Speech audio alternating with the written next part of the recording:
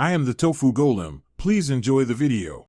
You already have Python. Import turtle and create a screen, plus a turtle. Now, set speed and pen size so strokes render predictably and choose a color. Once done, move the turtle to a start coordinate with go to, X, Y, or pen up, then set heading, deg, and pen down.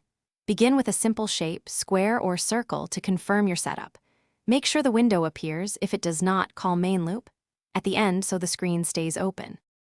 Now structure work into reusable pieces. Define functions that draw a shape given size, color, and position. Use for loops to repeat elements and ranges to create spirals or grids. When precision matters, use pen up to reposition without drawing and set heading, deg to fix orientation, then pen down to resume. Use fill color with begin fill and end fill for solid regions.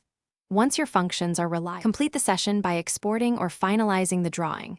Call screen, get canvas, PostScript file equals drawing, PS to save a vector copy or use an on-screen screenshot for PNG. Then call done or main loop to keep the window open and use clear or reset to prepare for a new run. If you encounter a frozen window or unresponsive turtle, close the window and rerun the script from a terminal with Python filename py to avoid IDE event loop conflicts. This usually resolves race conditions.